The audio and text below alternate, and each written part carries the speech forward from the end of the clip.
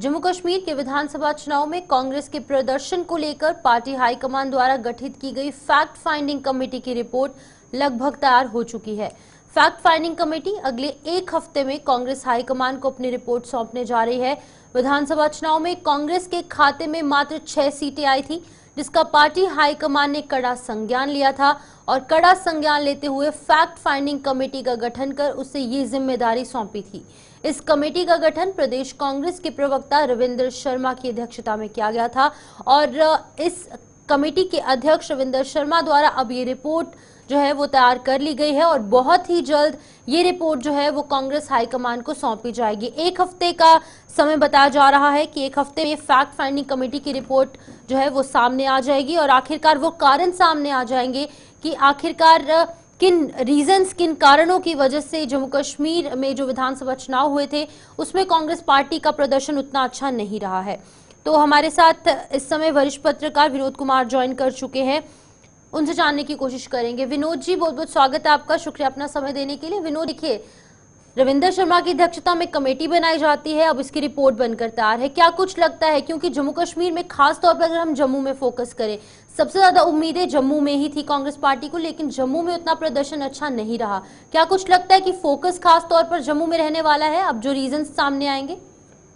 बिल्कुल शिवपन, आपने ठीक कहा कि जम्मू प्रोविंस में, या यूं कहें कि 2014 के विधानसभा चुनाव हो या फिर 2014 के लोकसभा के चुनाव हो, जम्मू प्रोविंस में से एक भी हिंदू फेस कांग्रेस का नहीं जीत के आया है। अब ये देख लीजिए कि 2024 के विधानसभा चुनाव देखें, जम्मू प्रोविंस में एक ही सीट कांग्रेस ने निकाली है और वो भी राजौरी से, वो भी मुस्लिम फेस है। एक चिंता का विषय है और शायद यही कारण है कि हाईकमान ने, शीर्ष नेतृत्व जिसको बोलते हैं कांग्रेस के, उन्होंने इसको बड़ा गंभीरता से लिया है और एक बड़े सीनियर जो सभी हैं कांग्रेस के chief spokes person Ravindra Sharma, वो एडवोकेट है पेशे से, उनको उसका हेड बनाया गया और उनकी अध्यक्षता में फैक्ट फाइंडिंग कमेटी बनाई गई है।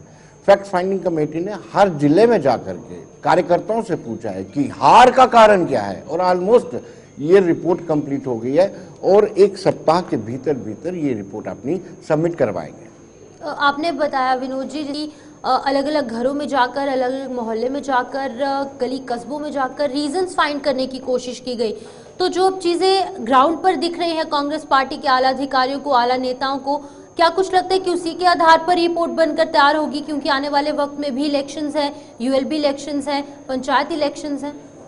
बिल्कुल शिपन, ये रिपोर्ट में जो मोटा मोटा सामने आ रहा है, कांग्रेस के सोर्सेज हमें बता रहे हैं, वो ये है कि 3-4 चीजों पर आंकलन किया जा रहा है। एक कि चुनावों के दौरान भाजपा ने पैसा खर्चा है या फिर चुनावों के दौरान भाजपा को सरकार की तरफ से कुछ रियायतें दी गई हैं, एक ये आ रहा है। दूसरा आ रहा है कि जब नेशनल कॉन्फ्रेंस यानी कांग्रेस ने नेशनल कॉन्फ्रेंस के साथ अलायंस किया तो कुछ ऐसी सीटों को सरेंडर किया गया है जो नहीं करना था, जिसमें कहीं ना कहीं कांग्रेस को ये उम्मीद बनती थी कि वह जीत सकती थी। तीसरा ये आ रहा है कि कार्यकर्ताओं ने नाराजगी व्यक्त की है कि आला नेता उनसे नहीं मिले हैं।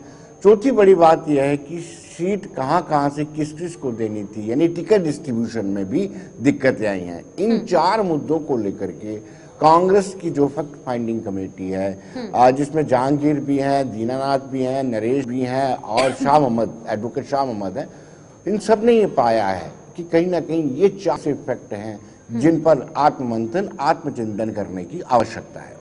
अब जब ये रिपोर्ट पेश होगी विनोद जी, तो क्या कुछ लगता है कि विद इन द पार्टी कोई बड़े चेंजेस देखने को मिल पाएंगे?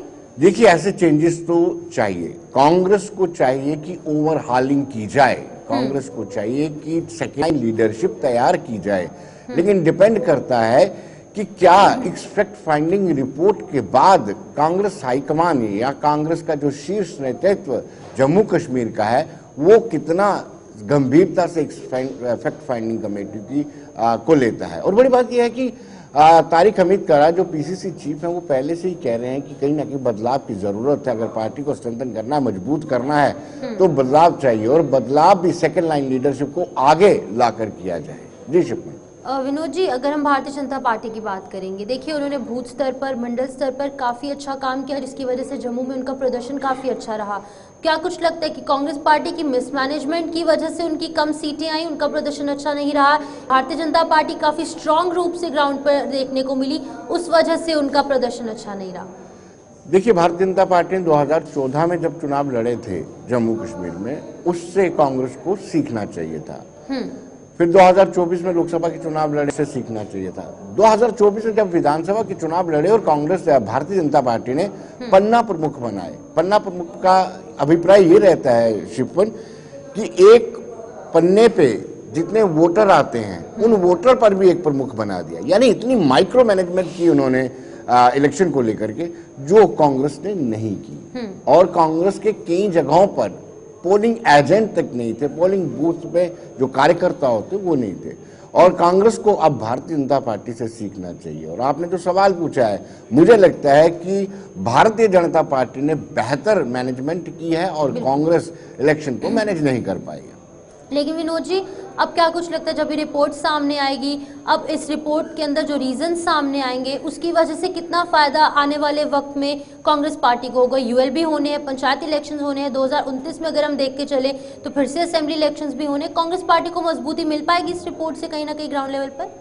देखिए, रिपोर्ट बनी है, रिपोर्ट को लेकर के अभी जो पेश की जानी है उसको ये कहा जा रहा है कि बड़ी गंभीरता से बनाई गई है। रिपोर्टें बनाई जाती हैं, उसको एग्जीक्यूट कैसे किया जाता है ये बड़ा मायने रखता है। यानी हाईकमान उसको कितना संज्ञान, कितने तरीके से संज्ञान लेती है ये डिपेंड करता है। क्या कोई एक्शन होता है, क्या कोई बदलाव होता है, ये उस पर डिपेंड करता है। अगर रिपोर्ट के रिकमेंडेशन पर काम किया जाता है तो डेफिनेटली प्रदेश कांग्रेस में बड़ा परिवर्तन आएगा। और आने वाले पंचायत हो, बीडीसी इलेक्शन हो, डीडीसी इलेक्शन, डीडीसी का कार्यकाल भी 25 में खत्म हो रहा है, अर्बन लोकल बॉडीज के खिलाफ, उनमें ये रिपोर्ट की रिकमेंडेशन पर जो कार्रवाई हाईकमान द्वारा की गई है उसका असर देखने को मिलेगा। ठीक है विनोद जी, बहुत बहुत शुक्रिया तमाम जानकारी देने के लिए। वरिष्ठ पत्रकार विनोद कुमार और हमारे सहयोगी तमाम चीजों को लेकर अपडेट कर रहे थे, जानकारी दे रहे थे, जहां पर कि फैक्ट फाइंडिंग कमेटी का गठन हुआ, अब इसकी रिपोर्ट बनकर तैयार है। रविंद्र शर्मा की अध्यक्षता की रिपोर्ट बनी है और ये बताया जा रहा है कि एक हफ्ते के अंदर ये रिपोर्ट जो है वो आला नेताओं तक सौंपी जाएगी